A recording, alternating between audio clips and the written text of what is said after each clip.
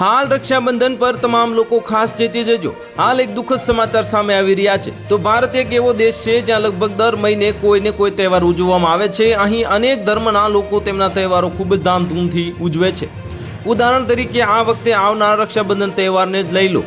આ વખતે દેશમાં રક્ષાબંધનનો તહેવાર 19 ઓગસ્ટ 2024ના રોજ ઉજવવામાં આવશે। આ દિવસે બહેનો તેમના ભાઈઓને રાખડી બાંધે છે અને બદલામાં ભાઈઓ તેમને બહેનોને ભેટ આપે છે।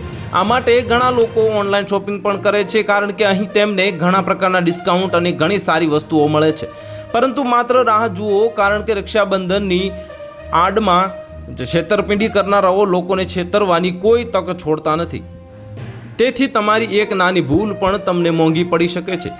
તો ચાલો જાણીએ આ રક્ષાબંધન પર છેતરપિંડીથી બચવા માટે તમારે કઈ ભૂલો ન કરવી જોઈએ। જો તમે પણ રક્ષાબંધન પર તમારી બહેન માટે ઓનલાઈન શોપિંગ કરવા જઈ રહ્યા છો તો સાવચેત રહો, કારણ કે ઘણી નકલી વેબસાઇટ અથવા તો એપ્સ છે જે તમને છેતરી શકે છે।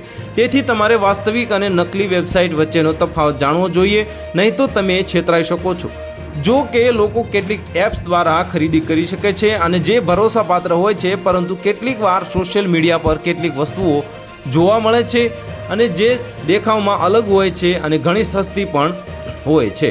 તો હાલ માટે એટલું જ। મળીશું નવી અપડેટ સાથે। જો તમને અમારા વિડીયો પસંદ આવતા હોય તો વિડીયોને લાઇક કરી દેજો, ચેનલને સબસ્ક્રાઇબ કરી બાજુમાં આવેલા બેલ આઇકનને દબાવી દો, જેથી તમને આવા સમાચારની અપડેટ મળતી રહે।